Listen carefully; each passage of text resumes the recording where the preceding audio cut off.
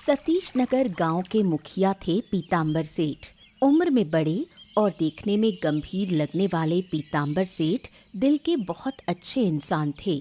गांव में किसी को भी कोई परेशानी होती तो पीताम्बर सेठ सबसे पहले उसकी मदद को आगे आते। गांव के विकास में उनका बड़ा योगदान रहा है।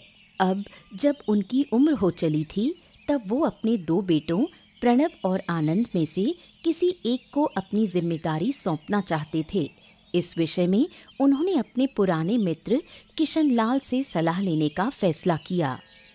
देखिए मुखिया जी, आपके दोनों बेटे प्रणव और आनंद दोनों ही जिम्मेदार और अच्छे स्वभाव के हैं। इन दोनों में से किसी एक को चुनना वाकई में कठिन है। इसीलिए तो अब तक कोई फैसला नहीं कर पाया और तुम्हें सलाह देने के लिए बुलाया है। अब तुम ही कुछ बताओ। देखिए, दोनों में ही मुखिया बनने की सारी योग्यताएं तो हैं, लेकिन अगर आपने सिर्फ एक को चुना तो दूसरे को बुरा लग सकता है। इस बात का भी ध्यान रखना बहुत जरूरी है। ये बात तो है। वैसे मेरे बेटे दूसरे लड़कों जैसे नहीं हैं। उनमें कोई ईर्ष्या नहीं है। दोनों भाइयों के बीच में बहुत अच्छा और दोस्ताना रिश्ता है। ये तो नेकी और पूछ। अगर ऐसा है तो मेरा सुझाव है कि आप प्रणव को मुखिया बनाइए। आखिर वो बड़ा बेटा है और काफी जिम्मेदार भी है। तो क्या तुम्हें नहीं लगता कि मुझे एक बार प्रणव और आनंद दोनों से मिलकर खुलकर बात करनी चाहिए? ये आपने कही पते की बात। बिल्कुल सही विचार है। इससे आपको उनकी राय भी मिल जाएगी और फैसला करना भी आसान हो जाएगा। ठीक है, तो फिर मैं उनसे एक बार बात करके देखता हूँ। वैसे भी प्रणव बड़ा है और मेरा भी यही मन है कि उसे ही ये जिम्मेदारी देनी चाहिए। चलिए, तो आप जिसे भी चुनिए, सिर्फ इतना ख्याल रखना कि जैसे आपने इतने वर्षों तक गांव को संभाला वैसे ही काम वो भी करें। गांव की सुरक्षा और शांति बनाए रखें। चलिए, अब एक कप चाय हो जाए। मंगवाइए।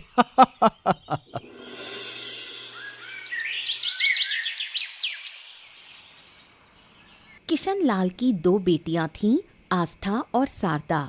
रूप, गुण और बुद्धिमत्ता में दोनों ही बेमिसाल थीं, लेकिन उनकी एक कमजोरी थी। वो जिद्दी और लालची थीं। उनका सपना था प्रणव और आनंद से शादी करना, क्योंकि वो जानती थीं कि दोनों ही पीताम्बर के बेटे हैं और भविष्य में उनके पास अथाह धन और सत्ता होगी। आज पापा कह रहे थे कि पीताम्बर काका अब मुखिया की जिम्मेदारी प्रणव या आनंद में से किसी एक को देने वाले हैं। क्या कह रही है? मतलब अब दोनों में से कोई एक मुखिया बन जाएगा और उनके हाथों में पूरा गांव होगा। इसमें चौंकने जैसी कोई बात नहीं है। अब तक उनके पापा के पास सत्ता थी, अब उम्र हो गई है तो बेटों को ही मिलेगी। हमें अब देरी नहीं करनी चाहिए। तू पापा को मना ले कि वो पीताम्बर काका से हमारी शादी की बात करें। बिल्कुल सही कहा। अगर कहीं आनंद की शादी किसी और से हो गई तो हमारी सारी प्लानिंग खत्म हो जाएगी। अगर हमारी शादी हो जाए प्रणव और आनंद से तो पूरी जिंदगी गांव में हमारी अलग पहचान होगी। कोई हमारी बात काटने की हिम्मत नहीं करेगा। इसलिए तो हमने पहले से ही सब सोच रखा है। मैंने पहले ही समझ लिया था कि एक दिन पीताम्बर काका की सत्ता इन्हीं दोनों को मिलेगी।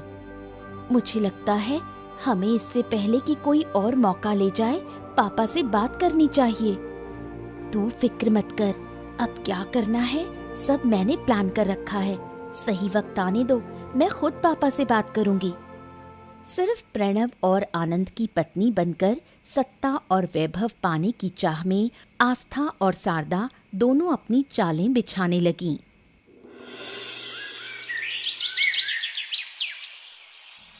पीताम्बर की पत्नी का नाम था शकुंतला। वो एक सीधी साधी गृहिणी थीं और अपने दोनों बेटों प्रणव और आनंद को बहुत प्यार करती थीं। वो बहुत बीमार रहने लगी थीं और चाहती थीं कि उनके बेटे जल्द से जल्द शादी कर लें। इस बात को लेकर वो दोनों बेटों पर दबाव बनाने लगी। ए माँ, आप भैया की शादी की बातें करती हो तो ये तो समझ में आता है, लेकिन आप अचानक से मेरी शादी की फिक्र क्यों करने लगी? ये क्या चक्कर है भाई? मुझे नहीं लगता कि हम में से कोई भी शादी जैसी बड़ी जिम्मेदारी लेने के लिए तैयार है। देखो आनंद कैसी बातें कर रहा है, और मैं तो अभी चाहता ही नहीं शादी करना। तुम्हारे पापा बूढ़े हो गए हैं, मेरी तबीयत भी सही नहीं रहती। अगर हमें कुछ हो गया तो तुम दोनों क्या करोगे? ओहो माँ, आप हर वक्त ऐसी बातें क्यों करती हो? आपको कुछ भी नहीं होगा, फालतू की बातें करती हो।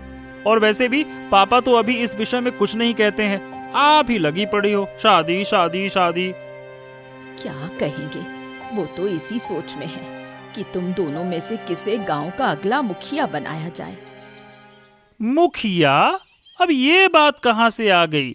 और अगर किसी को मुखिया बनाना है तो भैया को बना दो। पूरे गांव की जिम्मेदारी उठाना मेरे बस की बात नहीं है। अपनी जिम्मेदारी तो उठा नहीं पा रहा, शादी की जिम्मेदारी उठाना तो है नहीं मुझे। गांव की जिम्मेदारी उठा लूं। हाँ।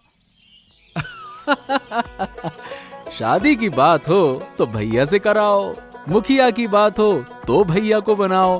खुद क्या करेगा? मस्ती करता रहेगा बस ऐसे ही, हैं? दादा, तुम समझ नहीं रहे। घर के बड़े बेटे की जिम्मेदारियां बड़ी होती हैं। छोटी की जिम्मेदारियां छोटी छोटी सी होती हैं। खाना खाना, घूमना, मस्ती करना। तुम जैसे कामचोर बेटे मैंने कभी नहीं देखे। न शादी करना है न जिम्मेदारी लेनी है। क्या ऐसे ही जिंदगी चलती है? हो, अब यहाँ रुकना मुश्किल है। मैं जा रहा हूँ जंगल शिकार पर। ओ दादा, अब तुम बैठो और माँ का प्रवचन सुनो। चलिए माताजी, आज के प्रवचन के आनंद की जय हो। अरे नालायक, कहाँ जा रहा है? रुक, सुन तो। पीताम्बर मन ही मन प्रणव और आनंद में से मुखिया चुनने को लेकर असमंजस में था, लेकिन आनंद खुद उसके पास आकर कहता है कि चूंकि प्रणव बड़ा बेटा है इसलिए मुखिया वही बने, क्योंकि आनंद खुद को इतनी बड़ी जिम्मेदारी के लिए तैयार नहीं मानता और उसे लगता है कि पीताम्बर के बाद पूरे गांव को ठीक से चलाने की क्षमता सिर्फ प्रणव में है। आनंद के मुंह से ऐसी बातें सुनकर पीताम्बर निश्चिंत हो जाता है। मैं मन ही मन यही उम्मीद कर रहा था। तुम्हारे भाई के प्रति तुम्हारा प्यार और विश्वास देखकर मैं बहुत खुश हुआ। पापा, मैं तो सारा दिन जंगलों में घूमता रहता हूँ। इतनी बड़ी जिम्मेदारी उठाने की ना तो हिम्मत है और ना ही इच्छा। इसीलिए मुखिया बनने के लिए दादा ही सबसे सही योग्य उम्मीदवार हैं। तो ठीक है, जब तुम खुद ही ऐसा कह रहे हो तो मैं सारी जिम्मेदारी प्रणव को ही सौंपूंगा। लेकिन मुखिया बना दिया है, इसका मतलब ये नहीं है कि सारी जिम्मेदारी उसी पर डाल दी जाए। तुम्हारा भी सहयोग जरूरी है। हाँ बाबा, आप तो चिंता करो ही मत। जब भी दादा को मेरी जरूरत होगी मैं अपनी तरफ से पूरी कोशिश करूंगा उनकी मदद करने की। छोटा भाई एकदम लक्ष्मण की तरह हाजिर रहेगा। हाँ। चलो खैर, तुम्हें भी अपने आप को थोड़ा बदलना चाहिए। जिस तरह से तुम हर दिन मस्ती में बिता रहे हो, जिंदगी हमेशा ऐसे नहीं चलती बेटा। तुम्हें भी अपनी जिम्मेदारियों को समझना होगा। हाँ बाबा, तुम भी अब माँ की तरह प्रवचन देने लगे हो। अभी मैं जिम्मेदारी उठाने के लिए तैयार ही नहीं हुआ हूँ। कहाँ से उठा लूँ? और वैसे भी पूरी जिंदगी पड़ी है सोचने के लिए। अभी थोड़ा सा बड़ा हुआ नहीं, जिम्मेदारी जिम्मेदारी जिम्मेदारी सब लग जाते हैं। अच्छा, और तुम ये कैसे कह सकते हो कि तुम्हारी पूरी जिंदगी पड़ी है? बेटा, एक बात याद रखो, आज मैं हूँ इसलिए तुम्हारी जिंदगी आसान है, लेकिन हमेशा ऐसी नहीं रहेगी। इसीलिए मैं जब तक जिंदा हूँ अपने आप को संभाल लो। ये क्या बात कर रहे हो पापा? तुम और माँ ही तो मेरा एकमात्र सहारा हो। तुम्हारे बिना तो पूरी दुनिया ही अंधकार लगती है। बाप रे, ऐसी बातें मत करो पापा, आप कुछ भी बोलते रहते हो। देख बेटा, मैं बस यही चाहता हूँ कि मेरे ना रहने पर भी मेरे बेटे अच्छा जीवन जिए, कभी कोई दुख उन्हें छू भी ना पाए, समझा? पीताम्बर का अपने बेटों के लिए अपार स्नेह और बेटों का अपने पिता के लिए सम्मान उनके रिश्ते को और भी मजबूत बनाता है।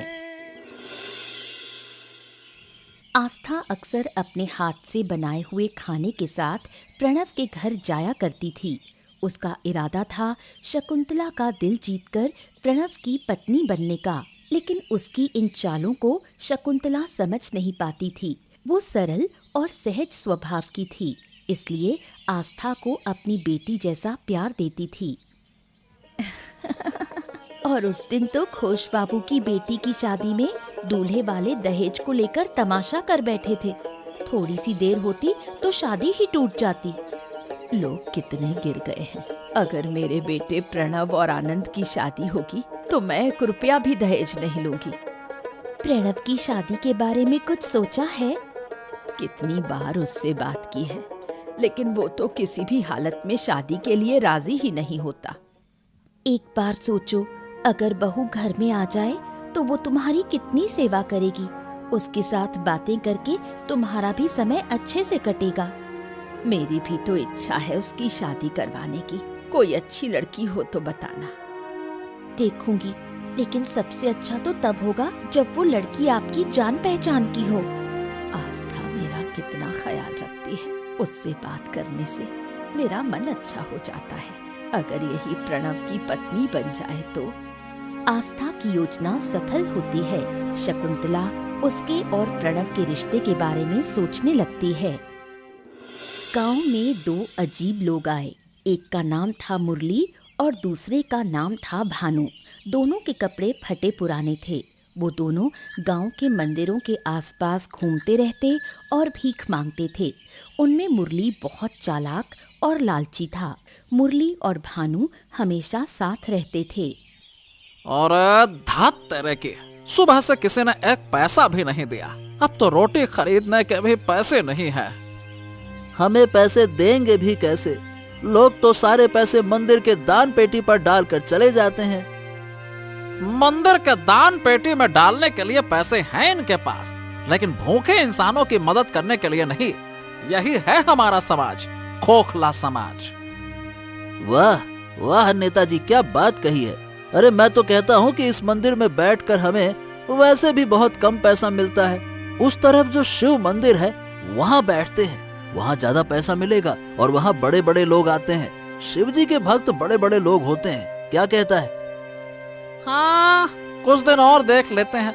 अगर यही हाल रहा तो जगह बदलनी पड़ेगी, और कोई चारा ही नहीं है। भूखे थोड़े ना मरेंगे। और नहीं तो क्या, भूख के मारे हालत खराब हो रही है। हमारे पास तो पानी खरीदने के भी पैसे नहीं हैं। मुझे ना गुस्सा आती है। इस तरह से भीख मिलने की आस में बैठे रहने से कुछ नहीं होगा। मुझे लगता है कि हमें अपना पुराना तरीका अपनाना होगा। अरे क्या बात करता है? नहीं नहीं नहीं नहीं नहीं, वो तो बिल्कुल नहीं। फिर से वही चोरी चकारी शुरू करेगा क्या? और फिर से लोगों से मार खाना है क्या? अरे तो चुप कर। यूं बैठे रहने से आज खाना नसीब नहीं होगा। मैं भी देखता हूँ मंदिर में आने वालों की जेब से कुछ पैसे निकाल पाता हूँ या फिर नहीं। अरे तेरी इन आदतों की वजह से हम फिर से किसी दिन फंस जाएंगे। इस बार अगर कोई पकड़ने आया तो मैं तो भाग जाऊंगा। हाँ। भानु के बार बार मना करने के बावजूद मुरली मंदिर में आए लोगों की जेब से चोरी करने की तरकीबें सोचने लगता है। आनंद ने पीतांबर से बात करके प्रणव को मुखिया बनाने की सलाह दी। जब प्रणव को ये बात पता चली तो वो सोच में पड़ गया और आनंद पर नाराज होने लगा, क्योंकि वो इतनी बड़ी जिम्मेदारी लेने के लिए तैयार नहीं था। ओए छोटे, तू ये बता, तू मेरा भाई है या दुश्मन? अरे कोई भी काम करने से पहले कम से कम मुझसे बात कर सकता था, बता सकता था, पूछ सकता था। बस मुंह उठा के काम कर दिए। अरे अरे अरे, क्या बात है, क्या बात है? इतना गुस्सा क्यों हो रहे हो मुझ पर? मैंने ऐसा क्या कर दिया? क्या कर दिया? अरे तुझे क्या जरूरत थी बाबूजी के पास जाकर मुझे मुखिया बनाने की सिफारिश करने की? तुझे पता है ना कि मैं इतनी बड़ी जिम्मेदारी से डरता हूँ। दिमाग खराब करके रख दिया तूने। वाह वाह वाह वाह वाह, मैंने दिमाग खराब कर दिया? अरे तू बड़ा बेटा होकर भी अगर बड़ी जिम्मेदारी नहीं लेगा तो बाबूजी सारी की सारी जिम्मेदारी मुझ पर डाल देंगे। तू तो फिर भी संभाल सकता है, मैं तो कुछ न कर पाऊंगा। समझ क्यों नहीं रहा है आनंद? गांव का मुखिया बनना कोई आसान बात नहीं है। बहुत तरह की बातों का ध्यान रखना पड़ता है, बड़े बड़े फैसले लेने पड़ते हैं। जैसे बाबूजी इतने सालों से कर रहे हैं, मैं वैसा कभी नहीं कर पाऊंगा। अरे तो तुमसे कौन कह रहा है कि बाबूजी की तरह बनो भाई? ये तुम अपना दिमाग नहीं चलाते हो क्या? उन्होंने अपने तरीके से काम किया, अब अगर तू मुखिया बनेगा तो तू अपने तरीके से सब कुछ संभालेगा। बाबूजी की नकल करने की क्यों सोच रहा है, हैं? अरे अगर सब कुछ इतना ही आसान है तो तू खुद बनकर देख लेना, फिर समझ में आएगा कि जिम्मेदारी क्या चीज होती है।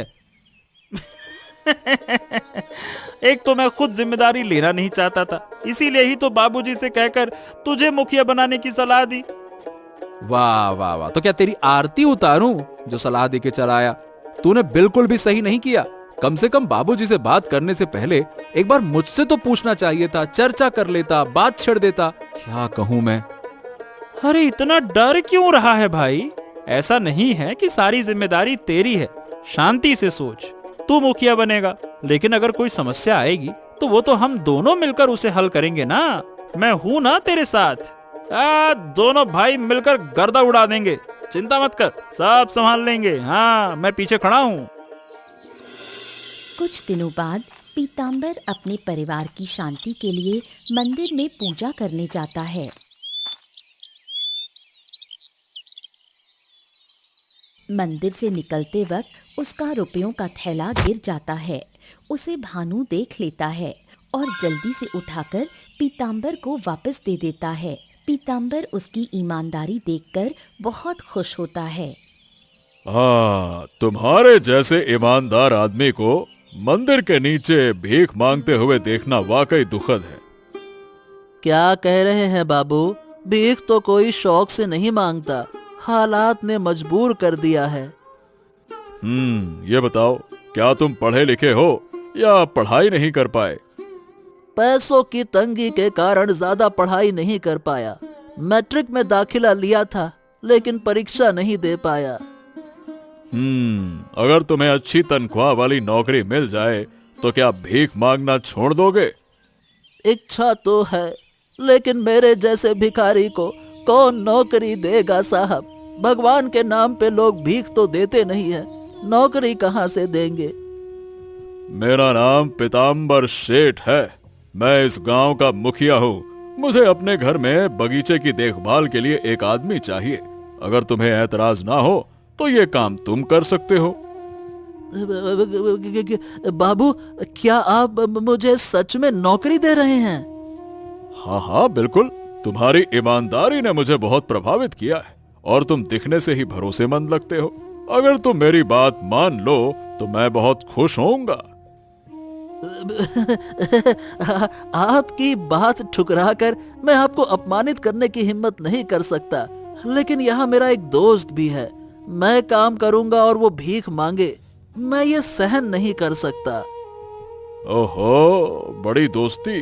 ठीक है, कोई बात नहीं, मैं एक कागज पर अपने घर का पता लिखकर दे देता हूँ। तुम अपने दोस्त के साथ कल सुबह मेरे घर आ जाना। मैं तुम दोनों के लिए नौकरी का इंतजाम करूंगा और मेरी ओर से तुम्हारी ईमानदारी का ये इनाम होगा। ठीक है, चलो कल आओ। रोज बहुत लोग देखता हूँ साहब, लेकिन आप जैसा दयालु इंसान मैंने कहीं ना देखा। भगवान आपका भला करे। मैं कल सुबह ही अपने दोस्त को लेकर आपके घर आ जाऊंगा। अगले दिन सुबह मुरली और भानु उस पते के अनुसार पीताम्बर के घर पहुंचते हैं। पीताम्बर के घर के बाहर तैनात चौकीदार उन्हें बाग के पास बैठा देता है। जब पीताम्बर वहां आता है तो वो भानु को पहचान लेता है। हाँ, मैं आज सुबह से ही तुम्हारे बारे में सोच रहा था। अच्छा हुआ कि तुम लोग आ गए। आप इस गांव के मुखिया हैं। इतने बड़े आदमी ने हमें अपने घर पर बुलाया, हम क्या आपको मना कर सकते थे? आना तो था ही। बस बस, बहुत हो गया, इतनी तारीफ मत करा करो। अब मुद्दे की बात पर आते हैं। देखो, तुम्हें यहाँ बुलाने का असली कारण यही था कि तुम्हारी नौकरी का इंतजाम कर सकूं, जैसा कि मैंने वादा किया था। मुझे तो यकीन नहीं हो रहा रे भानु, हम दो साधारण भिखारे और आज आपके घर पर नौकरी करने वाले हैं। ठीक है, चलो सुनो, तुम दोनों में से एक इस बाग की देखभाल करेगा, सारे पेड़ पौधों का ध्यान रखेगा। मैं बाग की देखभाल करूंगा, आपको कोई चिंता करने की जरूरत नहीं है, मैं पूरी लगन से काम करूंगा। तो ठीक है। और तुम दूसरा, तुम मेरी आटा चक्की में काम करोगे, मशीनों को देखना, सफाई करना, धूल मिटाना, ये सब करना होगा। कर लोगे ना? बिल्कुल, यह सब मेरे लिए कोई बड़ी बात नहीं है। मैं भी वादा करता हूँ कि पूरे दिल से काम करूंगा, आपको कोई शिकायत का मौका नहीं दूंगा साहब। तुम दोनों बहुत ईमानदार हो, मुझे तुम पर पूरा भरोसा है। ठीक है, तो आज से तुम भिखारी नहीं रहे, तुम नौकरी पेशा हो। महीने के अंत में तुम्हें 1000 रुपए मिलेंगे और रहने का इंतजाम भी मैं करवा दूंगा। जिंदगी में पहली बार भानु की ईमानदारी काम आई। बहुत हुआ भीख मांगना, अब शुरू होगी असली जिंदगी और जिंदगी के मजे। आज से हमें 2 रुपए के लिए किसी के सामने हाथ फैलाने की जरूरत नहीं। हमारी जिंदगी बदल दी साहब आपने, बहुत बहुत धन्यवाद, बहुत बहुत धन्यवाद। अरे बस बस बस बस, चलो तुम लोग कल से काम शुरू कर देना। आज जाओ, आराम करो, कल तक तुम्हारे रहने का इंतजाम हो जाएगा। ठीक है, चलो जाओ। अचानक 2 अनजान भिखारियों को सड़क से उठाकर घर के पास पनाह देने और उन्हें काम पर रखने के कारण शकुंतला पीतांबर से थोड़ी नाराज थी, क्योंकि समय अच्छा नहीं चल रहा था और वो नहीं चाहती थी कि कोई अनजान उनके साथ रहे। क्या बात है काकी माँ, तुम्हारी तबीयत भी ठीक नहीं है, फिर भी तुम आराम करने के बजाय बगीचे में टहल रही हो। क्या बताऊं शारदा, तुम्हारे काकू ऐसा ऐसा काम करते हैं कि चिंता में मेरी रातों की नींद उड़ गई है। पर क्या बात है, कम से कम बताओ तो सही। वो देखो, न जाने कौन 2 अनजान लड़कों को घर ले आए हैं। एक को बगीचे की देखभाल और दूसरे को फैक्ट्री में सफाई का काम दे दिया है। इतना बड़ा बगीचा, फैक्ट्री देखने के लिए लोगों की जरूरत होती है, इतनी चिंता क्यों कर रही हो? उन दोनों को घर के पास मेहमानों के ठहरने की जगह में रहने की जगह भी दे दी है। जैसे हालात हैं आजकल, अपने ही लोगों पर भरोसा नहीं किया जा सकता, फिर ये तो बाहर के अनजान लोग हैं। मुझे वो लड़के जरा भी ठीक नहीं लगते। मेरा मन कहता है ये दोनों जरूर कोई ना कोई अनहोनी करेंगे। मुरली और भानु जब से पीतांबर के लिए काम करने लगे, उनकी जिंदगी काफी बदल गई, लेकिन ये सुख ज्यादा दिनों तक नहीं रहा। फैक्ट्री में रखी कीमती चीजें और पीतांबर की दौलत देखकर मुरली के मन में लालच घर कर गया। सुन रहे भानु, मैंने आज पीतांबर बाबू को कहते हुए सुना कि उनके फैक्ट्री में लगभग 40 लाख रुपए का माल पड़ा हुआ है। अरे भाई मुरली, वो गांव के मुखिया हैं, उनके लिए 30-40 लाख रुपए की चीजें खरीदना कोई बड़ी बात नहीं है। अरे तो मुद्दे की बात पकड़ रहे, जरा सोच भानु, अगर वो सब माल हम बेच दें तो हम भी लाखों के मालिक बन सकते हैं। फिर इतनी मेहनत वाली नौकरी करने की जरूरत नहीं रहेगी। ये सोच। अरे ये सोच के बच्चे, ऐसा गलती से सोच भी मत लेना। पीतांबर बाबू ने हम पर बहुत बड़ा एहसान किया, उनकी बदौलत ही हम आज भिखारी से इज्जतदार नौकरी कर रहे हैं, और उन्हीं के घर में तू डाका डालने चला है। जिस थाली में खाएगा उसी में छेद करेगा। अरे क्या खाक इज्जतदार नौकरी है रे? अरे बगीचे की देखभाल करना, फैक्ट्री की सफाई करना, मशीनों का ध्यान रखना और मछली पालना, इन सब में कोई सम्मान की बात है? इसमें क्या हजारों रुपए हासिल होंगे? तू अमीर बन जाएगा क्या ये करके? बेवकूफ कहीं का। अब देख, तुझे भले ही ये सब कुछ कम लग रहा हो, पर मैं तो इसी से खुश हूँ। कम से कम रहने को जगह है, 2 वक्त की रोटी है, किसी के सामने हाथ नहीं फैलाना पड़ता। तो समझ नहीं रहा रे भानु, जो मैं सोच रहा हूँ वो हम दोनों के लिए भले के लिए है। अगर हम अमीर बन जाएंगे तो सारी परेशानी ही खत्म हो जाएगी ना। अरे पर अगर हमने चोरी की तो पीतांबर बाबू के साथ ये बहुत बड़ा धोखा होगा, ये भी सोचना। अरे धोखा हो या जो भी हो, हमें उससे क्या फर्क पड़ता है? कौन सा पीतांबर हमारा बाप लग रहा है जो धोखा हो जाएगा? तू गजब बातें करता है यार। चोरी करेंगे और फिर किसी दूसरे गांव भाग जाएंगे, पीताम्बर पीछे छूट जाएगा। हाँ लेकिन मुरली, ये बहुत बड़ा पाप है। भानु किसी भी हालत में मुरली की बात मानने को तैयार नहीं होता, लेकिन मुरली बार बार उसे चोरी के लिए मनाने की कोशिश करता है और इसी बात पर दोनों की रात भर बहस चलती रहती है। काफी सोचने के बाद पीताम्बर तय करता है कि वो अपने बड़े बेटे प्रणव को गांव का नया मुखिया बनाएगा। मन ना होने के बावजूद प्रणव अपने पिता की बात नहीं टाल पाता और जिम्मेदारी लेने के लिए तैयार हो जाता है। पीताम्बर का ये फैसला सबको बहुत पसंद आता है और गांव वाले उसे खुशी खुशी नए मुखिया के रूप में स्वीकार करने को तैयार हो जाते हैं। तो मुखिया जी, आखिरकार आपने बहुत ही अच्छा फैसला लिया। मैं तो शुरू से चाहता था कि आपके बाद प्रणव गांव का मुखिया बने। हाँ, शुरू में थोड़ा असमंजस में था मैं, लेकिन बाद में मेरा छोटा बेटा आनंद खुद आकर मुझसे बोलता है कि प्रणव ही इस जिम्मेदारी के लायक। तब मैंने भी सोचा अभी आनंद में बचपना बाकी है। हाँ, तो फिर एक शुभ दिन देखकर सबके सामने घोषणा कर दीजिए। मुझे पूरा विश्वास है कि गांव वाले भी प्रणव को मुखिया मानकर बहुत खुश होंगे। हाँ, ये बात सही कही और अब तो मेरे सर से बहुत बड़ा बोझ उतर गया है। जिंदगी के बाकी दिन अब चैन से काट सकूंगा। अगर आप बुरा ना माने तो मैं एक और प्रस्ताव रखना चाहता हूँ। अरे हाँ हाँ, बिल्कुल, निसंकोच कहिए।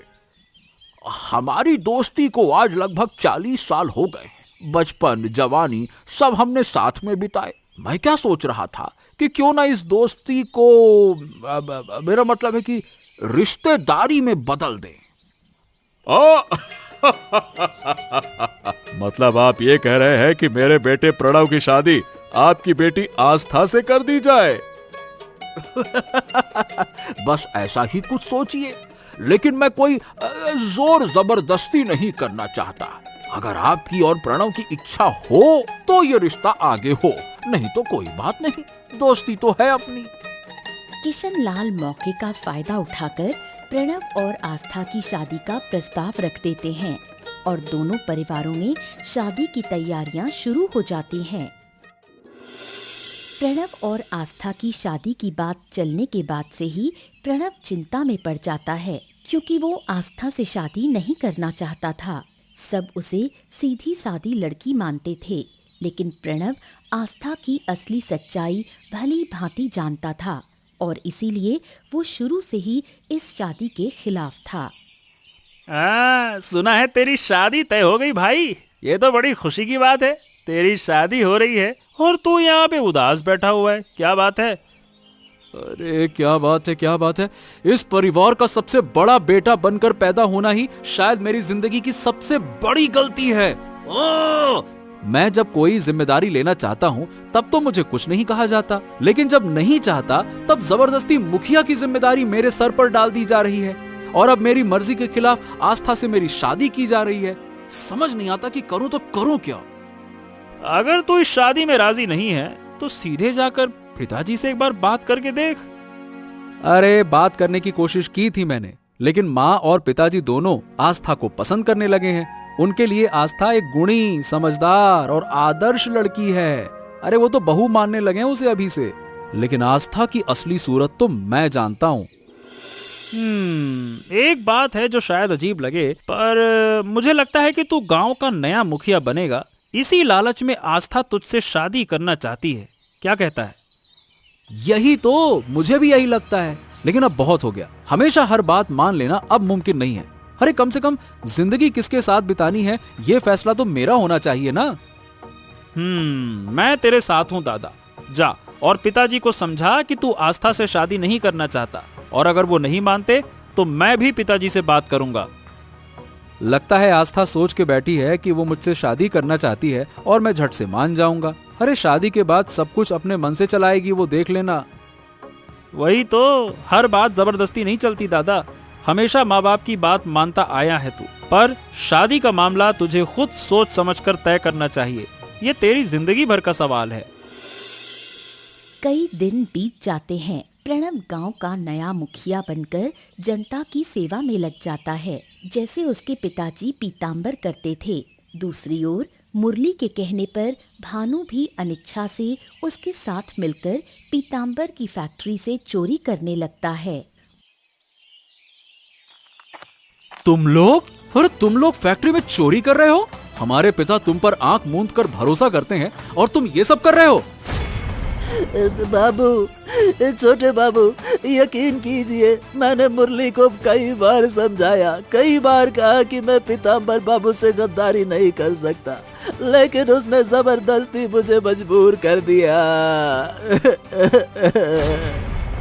अबे गधे, तू बच्चा है क्या? उसने तुझे मजबूर किया और तू मान गया इतना घटिया काम करने के लिए? इसीलिए कहा जाता है कि सड़क के भिखारियों को कभी घर मत लाओ, नालायकों कहीं के। अब हमसे गलती हो गई, हमें माफ कर दो। अब हम कभी चोरी नहीं करेंगे। इतने महंगे सामान देखकर खुद को रोक नहीं पाए, लालच आ गया था, माफ कर दो। तुम जैसे धोखेबाजों को कभी माफी नहीं मिलेगी। तुम्हारी सजा सिर्फ एक है और वो है पुलिस की मार। आनंद, जाकर तुरंत पिताजी को बुला कर ला। हाथ जोड़कर विनती करता हूँ, पीताम्बर बाबू को मत बताइएगा।